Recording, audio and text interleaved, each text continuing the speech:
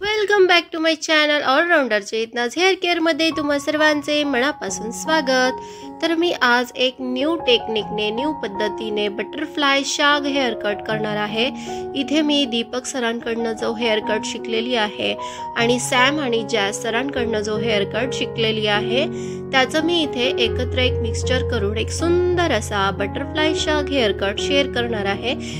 हा hair cut मी माझ्या पद्धतीने केलेला आहे, त्यामुळे मी इथे टेक्निक जरी दुसऱ्यांच्या यूज केलेल्या आहेत पण मी इथे न्यू टेक्निक वापरून एक बटरफ्लाय शाग हेअर कट केलेला आहे। दोन हेअर कटचं मिक्सचर करून मी इथे सुंदर असा बटरफ्लाय शाग हेअर कट दाखवत आहे। तर सर्वात आधी मी काय केलं, सेंटर पार्टिशन करून घेतलेला आहे आणि जसं आपण की फेदर हेअर कट करत असतो थोडीशी ती पद्धत वापरून मी थोडं वरच्या दिशेला सेक्शन बाय सेक्शन एक एक सेक्शन घेऊन इथे मी थोडंसं पुढे घेतलेलं आहे चेहऱ्याच्या। त्यानंतर मी इथे थोडंसं क्रॉस पकडून त्याला क्रॉस असं कट करत आहे।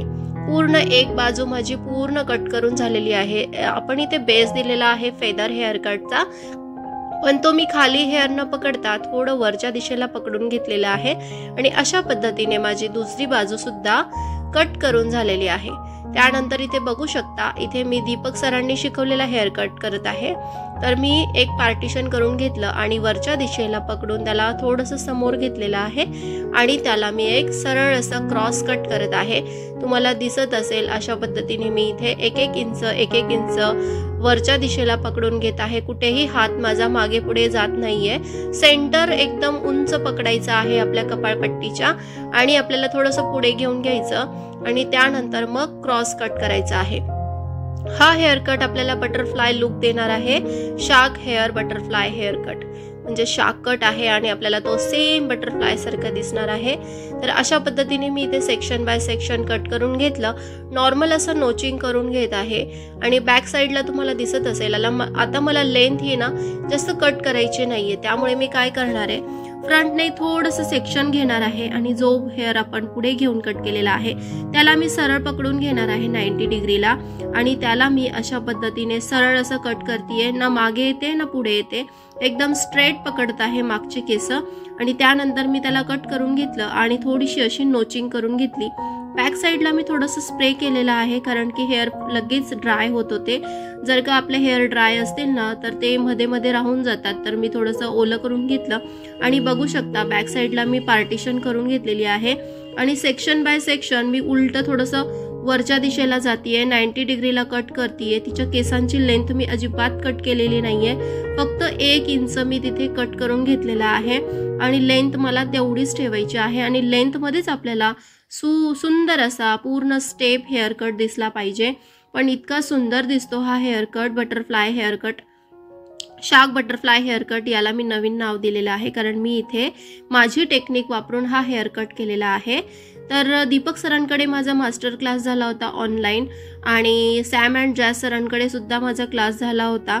तर मी दोघांची टेक्निक वापरून इथे सुंदर असा हेअर कट केलेला आहे आणि असाच हेअर कट तुम्ही सुद्धा नक्की करून बघू शकता। तर अशा पद्धतीने इथे माझे पूर्ण सुंदर असे लेयर टाकून झालेले आहेत। त्यानंतर मी लेफ्ट साईडला पुन्हा सेक्शन बाय सेक्शन एक इंच वरती घेत आहे आणि त्याला क्रॉस असं कट करून घेते आणि मग त्याला नोचिंग करून घेत आहे। पार्टिशन ही फार महत्त्वाची आहे। हेअर जर का तुमचे लांब असतील, मोठे असतील तर तुम्ही बिग कोंब वापरायचा जाड तोंडांचा आणि त्यानंतर तोच वापरून तुम्ही इथे हेअर कट करू शकता। जर का बारीक कंग वापरला तर गुंता खूप जास्त होतो आणि क्लायंटला सुद्धा त्रास होतो आणि आपल्या हातात सुद्धा केस हे व्यवस्थित बसत नाही। तर मी इथे आयकॉनिकची सीझर वापरत आहे, मिस्टर बार्बरचा कोम वापरत आहे आणि तुम्हा सर्वांना सांगायला मला आनंद होतोय की मी आयकॉनिकचं न्यू मशीन घेतलेलं आहे. खूप सुंदर असं मशीन मी इथे परचेस केलेलं आहे. 2800 वॅटचं इथे मी आयकॉनिकचं मशीन घेतलेलं आहे. अविनाश सर यांच्याकडनं मी थोडी माहिती घेतली होती आणि मी आयकॉनिकमध्ये इन्व्हेस्ट केलेली आहे. बऱ्याच दिवसापासून मी वेगळं हेअर ड्रायर वापरत होते, पण आता मी सुंदर असं खूप वर्षांपासून माझी इच्छा होती आणि ते हेअर ड्रायर मी इथे परचेस केलेलं आहे आणि आज मी त्या हेअर ड्रायरने सेटिंग करणार आहे. जर तुम्हाला हेअर ड्रायची मशीनची जर का माहिती हवी असेल आणि MRP जर तुम्हाला जाणून घ्यायची असेल तर कमेंट बॉक्समध्ये मला तुम्हाला सर्वांना कमेंट करून विचारायचं आहे आणि मग मी त्या हेअर ड्रायरचा एक न्यू ट्युटोरियल व्हिडिओ घेऊन येईल. तर त्यावेळेस मी तुम्हाला त्याची सर्व माहिती सांगणार आहे, त्याचं परचेसिंग सांगणार आहे, ते कितीला पडलं, कुठून घेतलं, त्याचा रिझल्ट कसा आहे आणि जे एक दुसरं हेअर ड्रायर आहे 2500 वॅटचं तर ते कितीपर्यंत जाईल आणि ते कसं आहे हे सुद्धा मी तुम्हाला त्या व्हिडिओमध्ये नक्की सांगेल. तर त्यानंतर बघा सेक्शन करून घेतलेलं आहे फ्रंट साईडला आणि वरच्या दिशेला मी ते उंच पकडून घेतलेलं आहे. त्याला मी समान कट करणार आहे की दोघंही बाजू माझ्या सेम दिसल्या पाहिजे.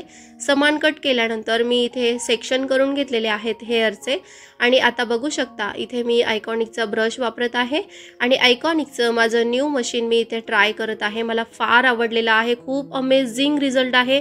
टाईम तर इतका वाचतो ना की जिथे मला अर्धा पाऊण तास लागत होता मशीन सेटिंग करण्यासाठी तिथे मी आता 10 ते 15 मिनिटामध्ये हेअर सेटिंग करते आणि ते सुद्धा लुक इतकं सुंदर दिसतं.